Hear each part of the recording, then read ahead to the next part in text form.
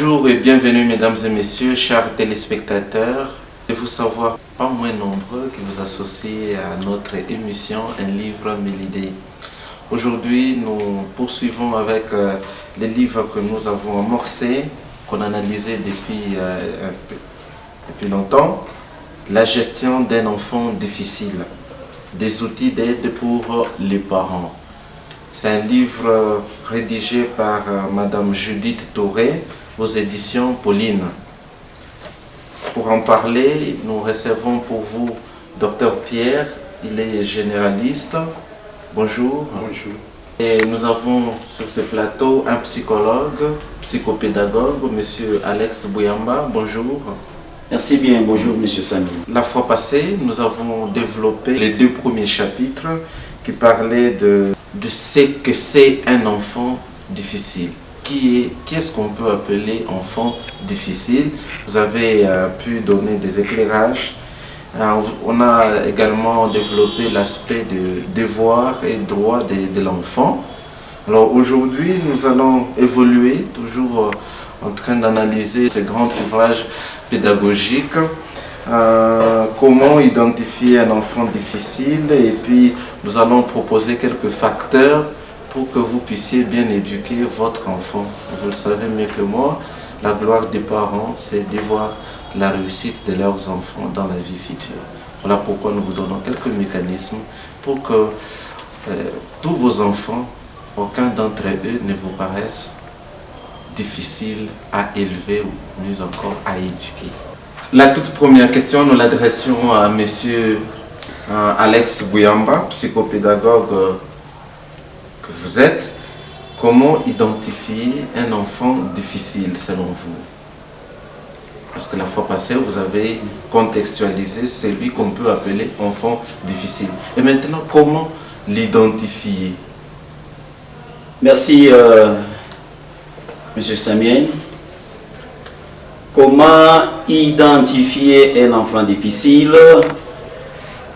L'enfant difficile, on l'identifie premièrement par son comportement, par ses attitudes. Les comportements, les attitudes que cet enfant affiche. C'est à partir de là que nous pouvons arriver à l'identifier. Mais parfois, une autre question peut nous éclaircir. Comment les découvrir? Où peut-on les découvrir? Pour les découvrir, nous avons 2 milieux beaucoup plus importants dans lesquels l'enfant passe un grand temps. En l'occurrence, du milieu familial et le milieu scolaire. Alors c'est le 2 milieux dans lesquels l'enfant passe. Le plus de son temps, hein, le milieu éducatif, comme on aime bien les appeler. Comme on aime bien les appeler, oui, le milieu éducatif. Bien. Et par rapport au milieu familial, et d'ailleurs c'est le milieu desquels nous disons, c'est les berceaux. La cellule de base. La cellule de base ou le berceau même de l'éducation. C'est là où il y a le parent, le 2 parents. Maman et papa, censés à découvrir facilement un comportement difficile à l'enfant. Un comportement difficile à l'enfant. Puisqu'ils sont avec chaque jour, à leur niveau. À un moment, l'enfant venait de naître, 2 ans, eux voient comment est-ce que l'enfant est en train de se comporter. 3e année, parce que c'est la période dans laquelle l'enfant doit bien maîtriser le langage, à partir de 3 ans. Mais constate que quand l'enfant parle, il parle parfois avec volubilité, mais quand le parent essaye de demander à cet enfant, il réagit violemment et il riposte. Déjà vers 3 ans, 4 ans, on s'est dit, mais il y a déjà un refus de l'autorité des parents ici. Des germes. Ah, voilà, à ce moment-là, ça doit tiquer les parents. Ils essaient encore d'intervenir pour ceci, pour cela, et l'enfant s'oppose à cette autorité. C'est déjà l'identification. À partir de son comportement, à partir de ses réactions. Ah là, c'est lui-même. Là, c'est lui-même d'abord, c'est l'enfant lui-même. Naturellement. Mais oui, tel que nous avions parlé la fois passée, c'est que tout enfant est né têtu. Il est né têtu. Mais un autre comportement, l'enfant peut arriver à copier, peut arriver à imiter à partir de ses parents. Ah voilà, imaginez comment le refus d'autorité peut s'installer chez l'enfant. Comme c'est leur aîné, on a donné le mari a donné le nom de papa. L'enfant qui est en train de grandir là, quand la maman tourne sur l'enfant, et parfois c'est papa qui réagit. Pourquoi? Parce que c'est le nom de mon père. Et l'enfant est en train d'observer, il constate ça. Et à un moment, l'enfant se dit, mais voilà, je suis beaucoup plus aimé par papa que maman. Or, papa a un sentiment parce que c'est le nom de son père. Alors, quand maman adresse un petit mot, et l'enfant réagit. Il le riposte. Mais cela est venu d'où? Entre nos deux parents. Que non, bon, maman, non, non. Parce que je suis beaucoup plus aimé par papa, mais voilà ce que maman est en train de faire. Et l'enfant peut copier, on peut le rendre. Il peut avoir maintenant un comportement difficile que les deux doivent arriver à identifier. Et toujours dans le milieu familial, il y a aussi le comportement, par exemple, de la colère, pour certains enfants. Et à un moment, il y a maintenant un deuxième enfant, son puiné. Le puiné est là, mais quand la maman arrive à faire le partage même d'un pain, on regarde l'aîné là, qui recevait parfois un pain pour lui seul, à un moment, ben voilà, ces pains-là doivent être divisés. Et quand il le récupère, il le regarde, parfois il les jette. C'est un comportement aussi. On peut déjà analyser ça à partir de la famille. Et non, pourquoi ça? Avant, je le recevais seul, mais actuellement, un pain, nous devons le diviser avec celui-ci. Le problème commence avec l'autre. Le problème commence avec son puiné. Et quand les parents sont là, doivent cette fois-là dénicher les comportements ultérieurs qu'aura cet enfant face à son puiné. C'est un problème. Donc, le milieu familial peut arriver à identifier plusieurs comportements d'un enfant difficile. Et oui, il y a eu parfois des réactions face au titre « La gestion d'un enfant difficile ». Les autres disent « Ce n'est pas l'enfant qui doit être difficile ». Et par contre, c'est le comportement, tout cela c'est bien. C'est bien. Mais ce qui est difficile vient du comportement que l'enfant est en train d'afficher.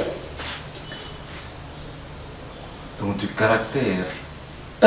Bon, du caractère, à moitié oui et à moitié non. Parce que nous distinguons bien qu'est-ce qui est un caractère et qu'est-ce qui est un comportement.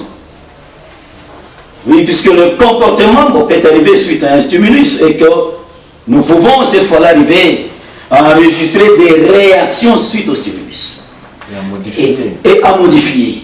Eh bien, quand ça se répète et que ça s'installe, là ça se forme maintenant, ça prend une seconde nature, le caractère. Bon, pas seulement une seconde nature, parce qu'une seconde nature, là devient maintenant une habitude.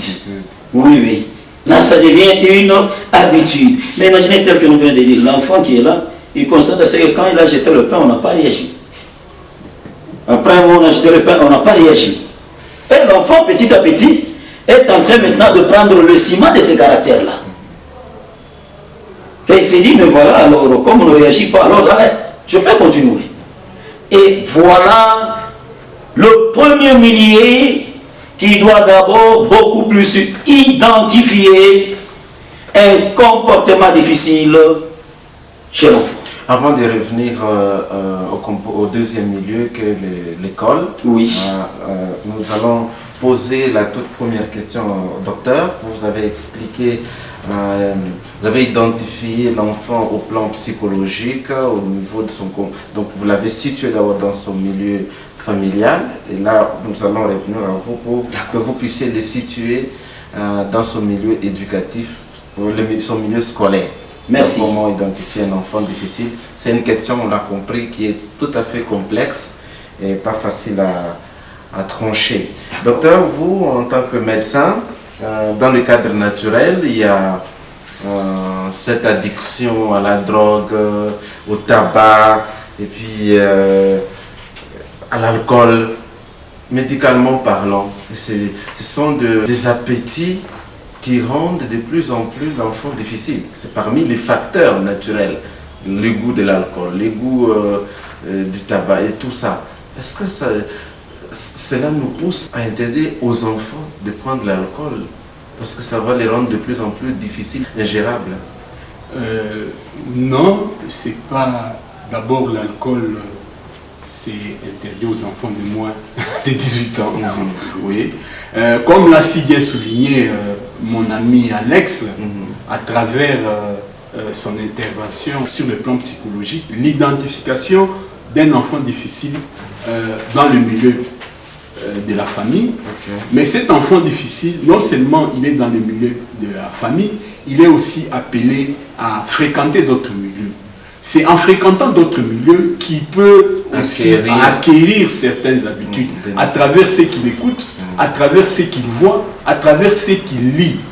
Et c'est ça qui peut le pousser par rapport à la fréquentation aux personnes chez qui il fréquente. Il peut être attiré à une addiction soit à l'alcool, soit à la drogue, soit à la cigarette, et même à certaines par exemple pour l'alcool, le tabac, la drogue, ça donne à cet enfant non seulement un comportement, mais certaines attitudes, et des attitudes qui peuvent être aussi visibles physiquement.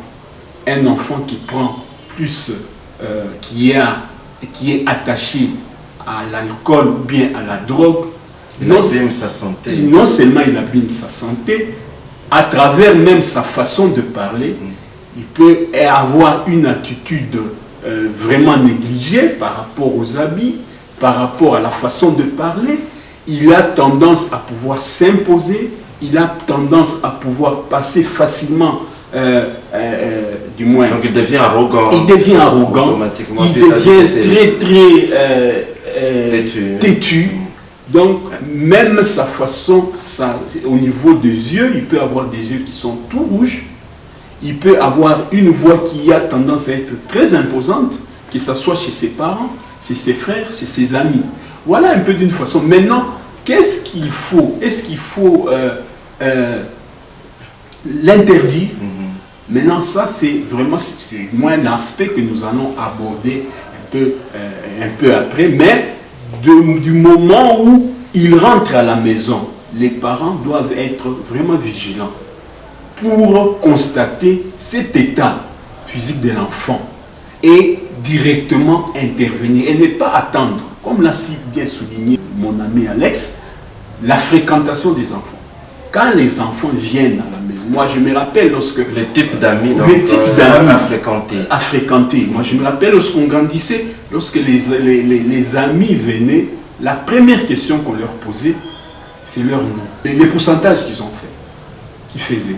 Donc les parents n'aimaient pas qu'on puisse fréquenter des enfants qui sont peut-être moins intelligents que vous. Là, mais aujourd'hui avec l'Internet, avec le développement de la technologie, on peut dire un peu dépassé, oui ou non. Mais au moins les parents doivent être vigilants lorsqu'il y a, à un certain âge, les enfants sont fréquentés par des personnes qui sont aussi respectueuses. Et ça permet aux parents de pouvoir jeter un œil sur la fréquentation des enfants, sur ce qu'ils lisent, sur ce qu'ils voient, parce qu'aujourd'hui, les parents sont la plupart au boulot ou bien dans leurs activités quotidiennes. Les enfants restent tout seuls à la maison. Et il y a des enfants qui ont des télés dans leur propre chambre. Les parents ne sont pas... Moi, je suis un homme, je ne suis pas habitué peut-être au niveau culturel à entrer dans la chambre de ma fille.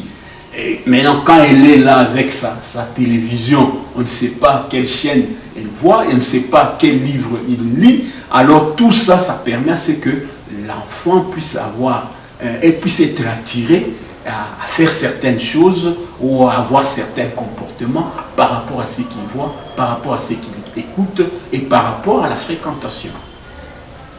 Bon, avant de revenir à vous pour nous parler maintenant des différents facteurs qui peuvent rendre l'enfant de plus en plus difficile, beaucoup plus les facteurs médicaux, nous allons revenir à M. Alex pour nous dire, est-ce que l'école constitue-t-elle aussi un milieu d'entêtement de l'enfant, alors que c'est censé rééduquer l'enfant, bon, pas rééduquer, mais continuer l'éducation déjà amorcée à la maison. Ces derniers temps, on assiste à un jeu de ping-pong, l'enfant qui va à la maison, mais c'est qui t'apprend comme ça, c'est comme ça que ton enseignant t'apprend. Alors la maîtresse aussi qui réplique, toi c'est comme ça qu'on te rééduque à la maison. Alors on ne sait pas qui doit éduquer, à qui revient la faute, qui est-ce qu'on victimise, qui est la principale cause de l'inéducation de l'enfant, ou de l'absence d'éducation de l'enfant qui devient de plus en plus difficile. À l'école, on envoie la balle aux parents, ainsi de suite. Et le milieu scolaire, que doit-il faire? Merci bien pour la question. Ça me fait grand plaisir. Mais vrai, tout retombe sur le museau des enseignants, beaucoup plus. Or, c'est le milieu familial qui est la base. Qui est la base. Et imaginez, nous pouvons même rentrer dans le milieu familial avant de parler du milieu scolaire. Dans le milieu familial. Mais parfois, vous retrouverez un enfant qui s'enferme de lui. Il est là, replié, un caractère introverti, que notre Yang a parlé, un caractère introverti, il se replie sur lui-même. Mais cet enfant a déjà 10 ans. Mais quand l'enseignant sonde ce caractère, ça a commencé dans le milieu familial. Et comment? Quand l'enfant était encore petit, 5 ans, 6 ans, le papa, en tout cas, avait une autorité sur lui très excessive là. Toi, si tu oses de parler quand moi je parle, je vais t'arracher la gorge. Ouais. Est-ce que l'enfant, M. Samuel, va-t-il continuer à parler? Et lui, l'enfant s'est dit déjà, quand je parle, on va m'arracher la gorge. Et quand on pose une question, l'enfant reste muet. Il n'a pas envie. C'est-à-dire, il se dit, mais je peux encore répondre mal et ma gorge sera arrachée. Et petit à petit, c'est un stimulus et à un certain moment, ça va commencer maintenant à prendre un caractère. Et vous recevez un enfant pareil, introverti, en 4e primaire. Ah, c'est à ce moment-là, l'école en soi, constatant ces comportements difficiles, doit rentrer maintenant chez le parent. Votre enfant est trop mou en classe. Il ne parle même pas. Et qu'est-ce qui est à la base? Alors là, c'est un chapitre, la collaboration entre le milieu familial et le milieu scolaire. Là, l'école doit maintenant recourir là-bas. Mais comme ici, nous sommes en train de déceler en identifiant le comportement d'un enfant difficile. Mais oui, par exemple, les enfants qui passent toute la journée sans être en classe, l'école buissonnière. Il est là, on l'envoie à l'école, mais il manifeste lui-même un refus volontaire d'être en classe. Ah, c'est là où je peux arriver à prendre certains mots que le docteur Pierre a utilisé. Quand il est en train d'errer, docteur, je suppose qu'il doit s'arrêter quelque part pour prendre du moins quelque chose qui doit faire passer son temps. L'alcool à autant de pourcentage. Et voilà comment est-ce que l'école buissonnière, nous pouvons aussi le prendre ou le répertorier parmi les causes, pas parmi les causes comme telles, parmi les quantifiants pour les comportements d'un enfant difficile. L'enfant est en classe. L'enfant est en classe. Des moments demandés par son enseignant, va devant 4 multiplié par 10 font combien? Et l'enfant reste sur place, bras croisés, il regarde son enseignant. Alors, monsieur Alex, dites-nous, vous étiez en train de parler du deuxième milieu qui peut aider l'enfant peut-être à ne pas devenir difficile ou à devenir difficile. C'était le milieu scolaire, l'école. À quel niveau l'école peut rendre l'enfant difficile et ingérable? Oui, bien, merci. L'école ne rend pas l'enfant difficile. L'école ne rend pas le comportement de l'enfant difficile. Non. Or, cet enfant que nous recevons en classe, à l'école, a une base. Là, je disais, enfant qui a un comportement qui se replie en lui-même, que l'auteur Yang appelle introverti. Un comportement introverti. Parfois, ce comportement a commencé dans le milieu familial, où le papa, par son autorité excessive, impose, oui, son autorité excessive, impose à l'enfant, si tu oses de faire ça, je vais t'arracher la gorge. Et par conséquent, l'enfant n'a plus encore de verbe à émettre. Il se tue.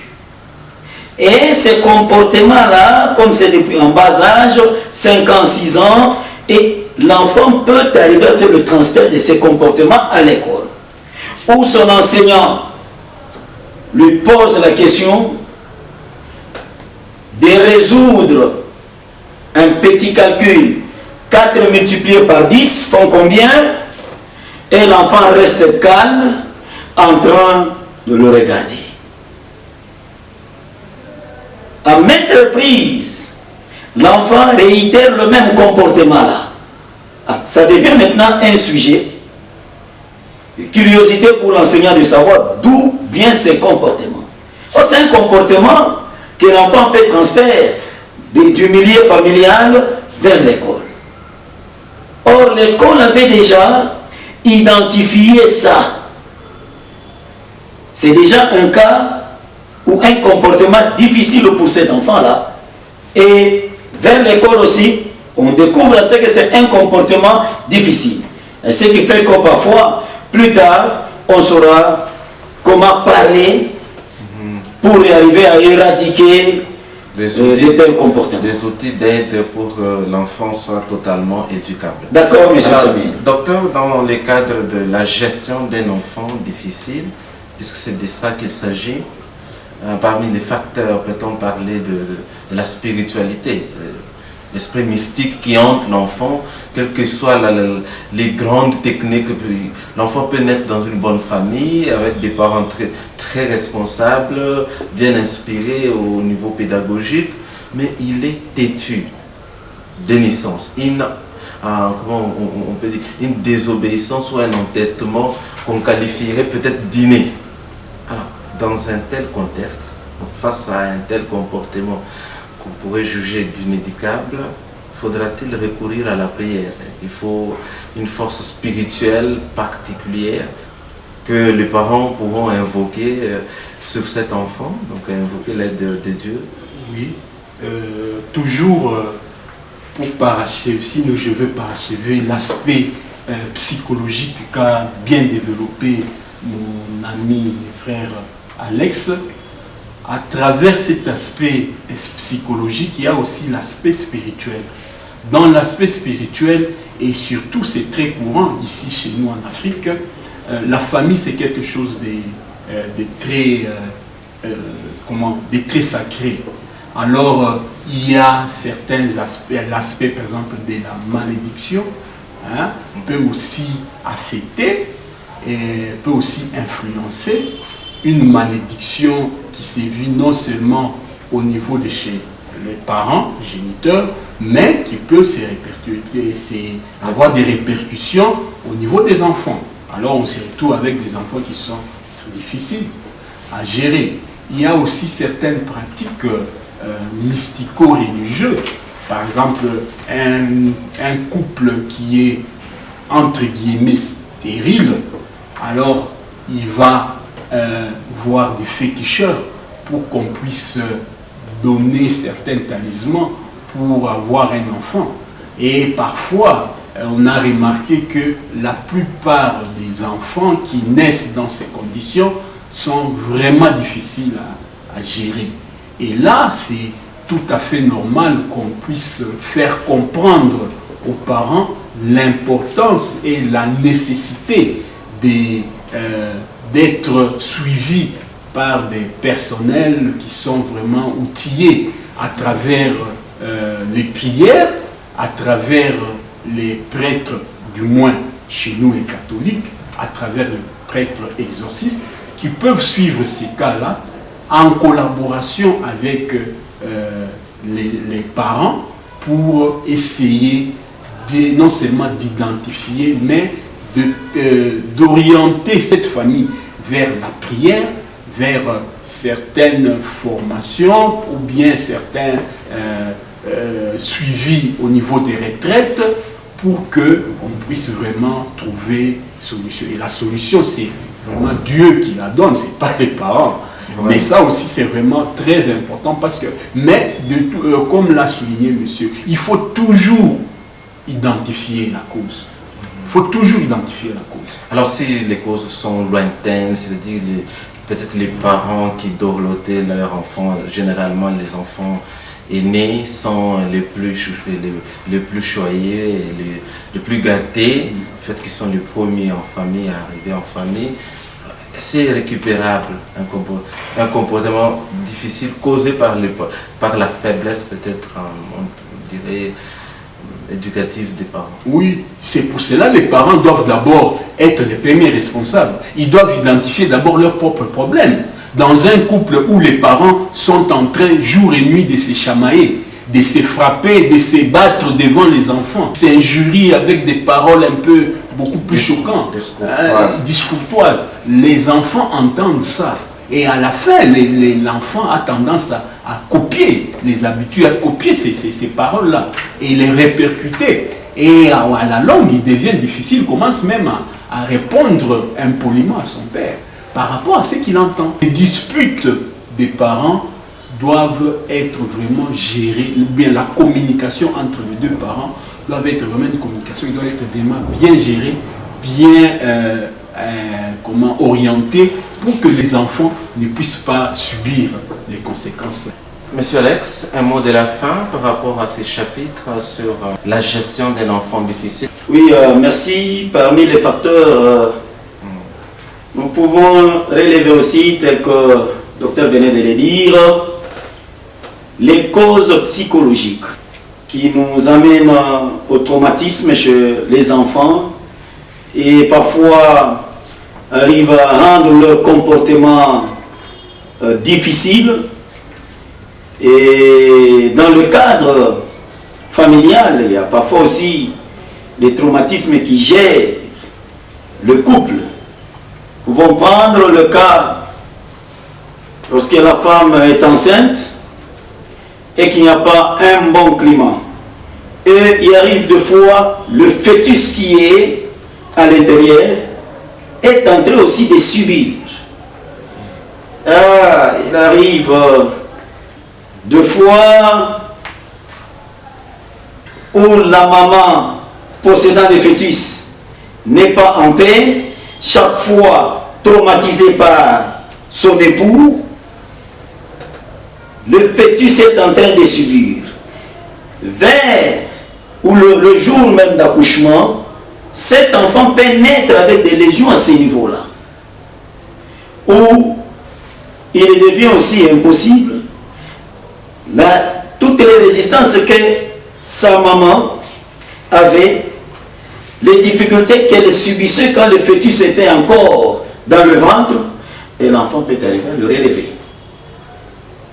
L'enfant peut arriver à le relever, l'enfant devient difficile dans son comportement pour accepter parfois une remarque, et voilà, ça c'est une cause psychologique. Et donc là, vous invitez les parents à créer un climat détendu en famille pendant la grossesse pour éviter des difficultés consubstantielles, c'est-à-dire liées à la nature ou au fait, on peut parler des congénitales provoquées par un des... Merci beaucoup, oui. Monsieur Alex. Nous finissons avec le docteur un mot de la fin sur l'identification d'un enfant difficile. Il faut l'identifier dans son milieu. Monsieur Alex évoquait les causes lointaines, le climat familial et puis le climat scolaire, le milieu scolaire. Voilà autant de causes ou des facteurs qui peuvent rendre la tâche difficile aux parents quant à l'éducation de leur enfant. Oui, moi je veux m'atteler pour compléter à ce que M. Alex venait de parler. Je veux m'atteler aux facteurs avec les causes qui sont médicales. Dans les facteurs médicaux, nous avons trois périodes. Avant la conception de l'enfant, pendant la conception de cet enfant, c'est-à-dire pendant l'accouchement, et après l'accouchement. Avant l'accouchement, c'est le comportement des couples. Comment ils se comportent? Quand la femme est enceinte, comment le papa agit, comment il traite cette femme pour qu'il ne puisse pas avoir des implications au niveau du fœtus ou bien au niveau de l'enfant qui est en train, qui se prépare à naître. Maintenant, quand l'enfant est en train de naître, quels sont les traumatismes qui peuvent accompagner cette naissance? Ça peut être par exemple la césarienne, ça peut être un enfant qui, pour sortir, a des problèmes, il sort avec des séquelles ça peut être des séquelles qui peuvent être neurologiques, avec des maladies telles que l'épilepsie, ça peut être des séquelles qui peuvent être organiques, avec une atteinte par exemple de l'enfant qui est aveugle, l'enfant qui est sourd-muet, ou bien l'enfant qui a une telle pathologie. Ça peut être l'atteinte neuropsychologique avec peut-être comme conséquence des dépressions mentales. Et ça peut aussi affecter les parents. Par exemple, une maman, après s'être accouchée, elle est alitée pendant très longtemps et n'arrive pas à être en contact permanent avec son bébé. Ou bien un parent qui vit à la maison avec une maladie chronique, chaque fois il est toujours à l'hôpital, il est absent de la maison. L'enfant, famille n'arrive pas à épouser cette présence des parents à la maison parce qu'ils sont toujours bénéficier de l'affection parentale. Oui, parce que les parents sont non seulement toujours malades, toujours hospitalisés pendant de longues périodes. Et tout ça, ça peut affecter. Et même l'enfant... Il y a absence de dialogue. Il y a absence de dialogue. Donc, les causes médicales peuvent avoir aussi des impacts très néfastes par rapport à cet enfant qui peut alors dans ce cas, vous demandez aux différentes familles qui ont des enfants difficiles à consulter un accompagnateur psychologique. Oui. Ou un psychologue. Non seulement un psychologue, mais c'est un accompagnement qu'on appelle multidisciplinaire.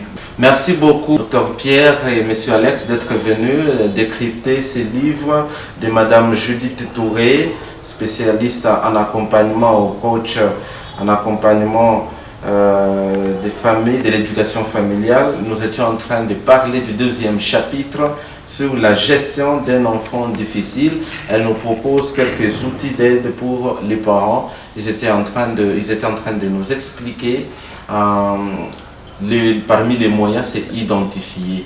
Alors nous disons merci à tous et à chacun. Nous disons un grand merci à la radio-télévision Umoja. Nous disons un merci aussi à la radio Maria, station de Lubumbashi. Merci, c'était l'émission Un livre, 1000 idées. C'était Samuel Chibouete. À plus.